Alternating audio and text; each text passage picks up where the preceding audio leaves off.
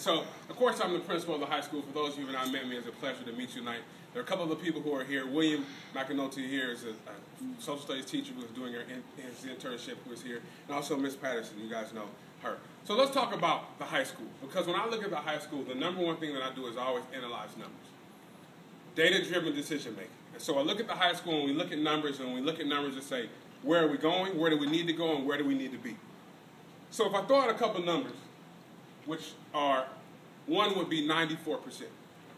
Why is 94% important? Because the high school attendance at this point has never been above 88%. And the high school is at 94%. What if I throw out the number 50% decrease? Okay, and Dr. Jordan is clapping over there because we are aligned 6 through 12. Okay? What if I throw out the number 50% decrease? Okay? Doesn't mean a lot to you, but to me it means a 50% decrease in targeted school referrals from this time last year. Okay? What if I throw out the number 351? 351 students have a 3.0 GPA or better. What if I throw out the number 1%? That's right, less than 1% of all students earn a perfect score on the ACT. And guess what? We got a student at the high school. Now, what are you saying, Mr. Maclin? There are three things that I make a promise when students enter University City High School. The first one is hard work. You're going to work hard. Hard work is an aspect of life. We all had to work hard in our lives, and it's something that students need to have ingrained, and so will help them in the future. And I'm the principal, and I'm saying this. If a student has mastered all of their content, okay, and have a perfect ACT score, but have not learned responsibility, hard work, dedication, and commitment, I have failed. Besides hard work, there's a service learning piece. 2 years ago, when I was assistant principal at Maplewood Richmond Heights High School, I had a Yale recruiter, Ivy League recruiter, come and sit in my office, and he was recruiting a young man to go to an Ivy League school. Well, let me tell you guys, if you're getting recruited to go to an Ivy League school, the recruiter is not as much concerned about your GPA or ACT, because guess what? He wouldn't be there if he didn't know what your GPA or ACT was. And so the recruiter wanted to know one thing. Mr. Maclin, what separates this young man from 8,000 other freshmen that are applying to this Ivy League school? What has this young man done that will build his resume or build his transcript? And so at the high school, we have what is called ucity, which is an aspect that focuses particularly on community service, tutoring, and mentoring. Why? Because we want to be able to separate our students when it's that time for the college application process. The last thing is you heard Superintendent talk about college readiness. And so we use the phrase, graduate twice. At least graduate twice. 3 times, 4 times, even better. That means a high school diploma, and after a high school diploma, we need another certificate. Whether it's a technical, whether it's a 4-year, you have to graduate twice. And so when we talk about some of the changes that have happened at the high school, Ms. Patterson, who was here, was going to say just a few words because her daughter here is a junior, and she's been a part of it.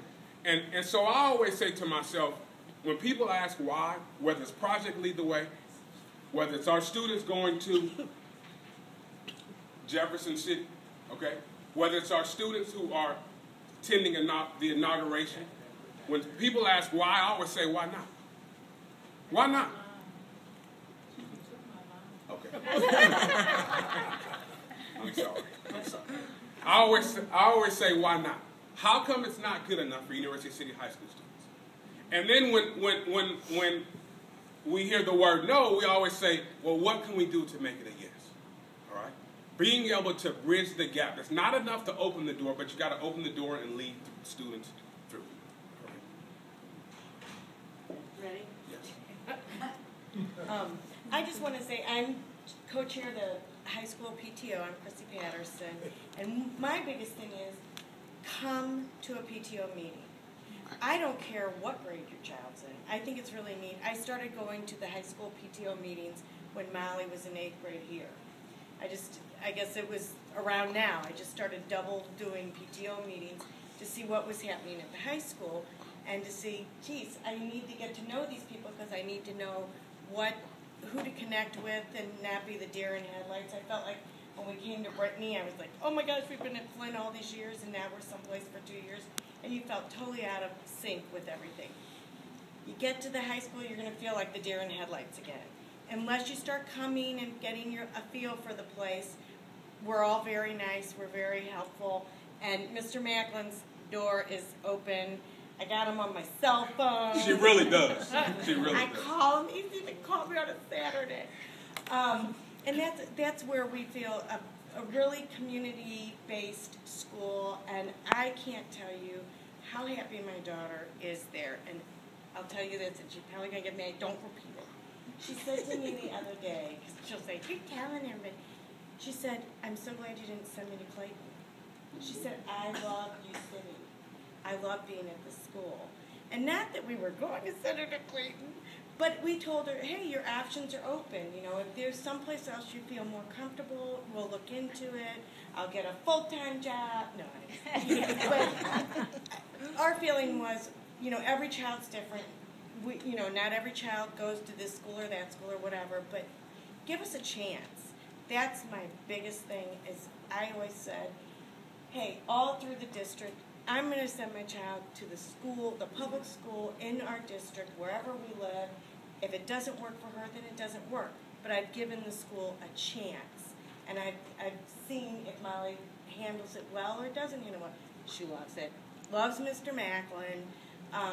Really likes her classes, enjoys all her teachers, and is having a really good year. I do have to say, junior year, hardest year ever. It's the hardest year, and she's making it. We're pushing, and she's enjoying it. And the neat thing about, I think, the high school, we have a lot to offer. And the other side of the coin is there's a lot to offer, and they want to do everything. And that's hard for them too, because they have to start focusing, but that's kind of cool. I think they can get into any sport, they can get into any club, they can get into any, the theater will take them, yeah. You know, everything will take them, and that's really very cool. So, and we appreciate Mr. Maclin and Joylyn. Everybody's doing such a great job, and I'm enjoying C7. I'm having a good time with working on the future of our district. So come to our PTO meetings. There's one tomorrow night for 7 o'clock in the high school library. We are going to hear some of this tomorrow night, but also we've got other things going on, and you can get involved. We'll let you come to any meeting or help us out, whatever. Get a feel for the high school. Thank you. Thank you, guys. Thank you very much.